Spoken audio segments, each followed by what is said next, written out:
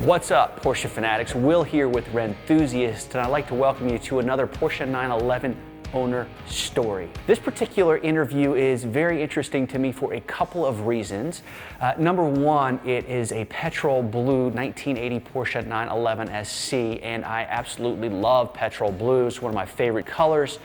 So I was really thrilled to see this car in person. And the second reason I found this experience so interesting was to hear the guy talk to me about how he acquired the car. So, if you're somebody that believes that there aren't necessarily good, inexpensive, running, air-cooled 911s, I think that you're going to be intrigued by what you see in this video.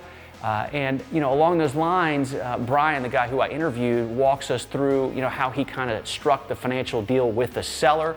And it got me thinking, I have some buddies who believe that in a car negotiation, the objective is to get the absolute best financial deal you can. I have other buddies who are more cooperative in how they approach negotiating the price of a car.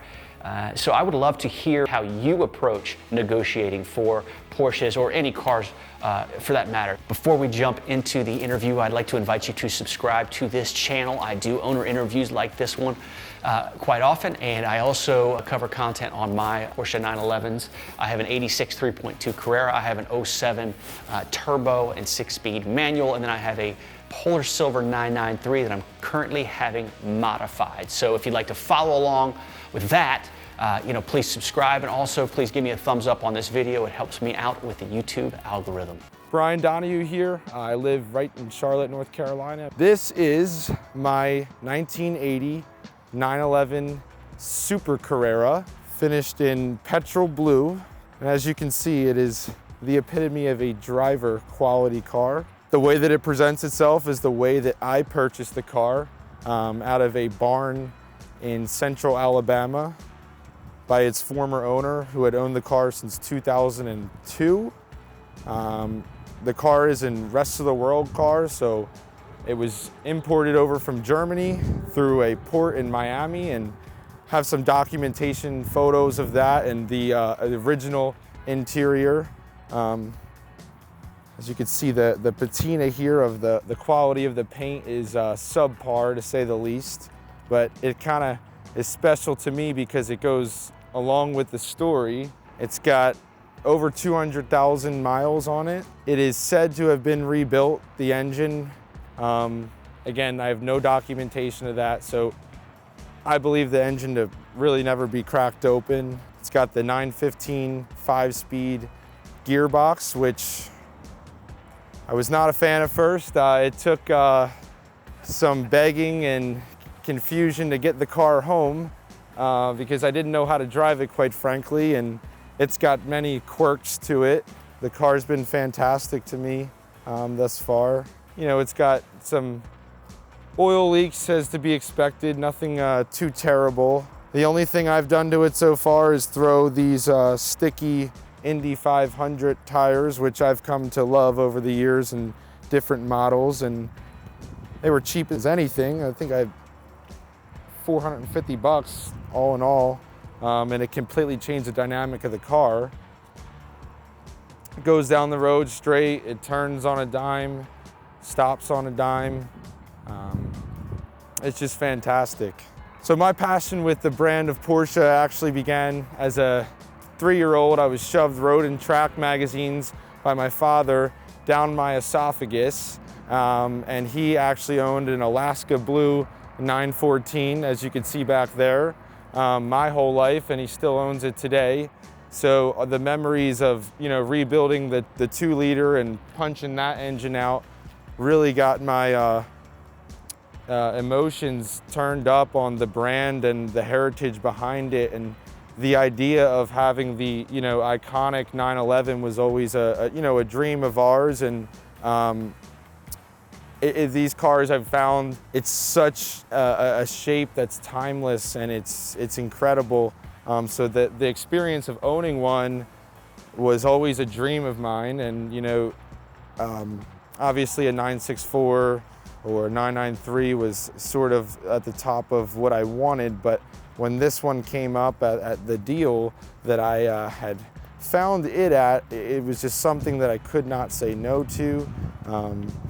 We own and operate a smaller dealership here in town, and we specialize in European cars and diesel trucks, but everything in my business comes with a story, and we particularly had a vehicle up for sale. It was an F-250. I then listed my vehicle, as I normally do, on all the major listing platforms such as Car Gurus, Auto Trader, etc. And I had an inquiry about my pickup truck. And this gentleman was from Central Alabama, and he needed a pickup truck.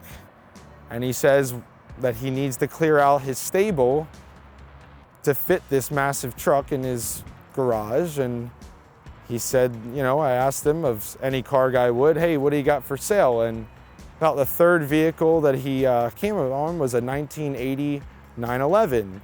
And he had said that he had all these great plans for this car, and it's just something that he lost interest. The gentleman was over 70 years of age, and we were as soon as I had received that information, you know, I was a kid in a candy store. I had to push it, but I couldn't show him too much interest in the car. He told me that he's looking to get $15,000 for it, and we kind of worked a deal from there. So I had made my way down to Alabama, and I got the car for the 15, and he cut me a $6,000 check. So all in all, my initial purchase price was just under $10,000 for this car. So I'm extremely grateful for that. I believe that I do own the cheapest air-cooled 911 in running order. I wouldn't hesitate right now to take this car anywhere, although it does need, you know, to be addressed and gone through. I've really kind of found the air-cooled community to be extremely helpful, and a lot of guys are positive, and everybody has a different flavor of which direction they want to take their cars in. And you know, it's great to be here at Sonderworks and kind of get more versed on the platform and ideas about, you know, what I kind of want to do and what can be done and that sort of thing. And you know, everybody in the community is extremely helpful. So my vision would be more of a hot rod. My vision with this car is always going to be my vision and not what somebody else might see the car and what they want to do to their car. This could be a daily driver. It will never be a daily driver for me, but something that's streetable, and you know, I would say something around 250 to the wheels would be really fun. I do have a factory turbo wing for the car. So when the car gets painted, I would like to keep the Petrol Blue intact, and I will be putting the wing on and have that painted. And I don't really know. Right now, the car has just treated me extremely well. I'm happy with it. Cosmetically, it's an eyesore, but from 20 feet, it looks fantastic, and kind of the patina embedded in the car kind of tells its story to me. So on one side of the fence, I'd like it to be period correct. I'd like it to be perfect. On another side of the fence, I love that it's story. I love the way that it looks right now. And, you know, maybe make it loud and fast and look really ugly. I don't really know yet. But it's treated me well thus far. Brian, man, thank you for letting me hear about your car, and I'll look forward to watching it unfold. Absolutely. Thanks again, Will. So there you have it, quite possibly the most inexpensive barn find air-cooled Porsche 911 around currently. You know, I really appreciated Brian sharing with me his thoughts on the car, the story on the car, as well as his vision for the car. Would love to hear what you would do with that car if it were yours. You know, would you hot rod it out?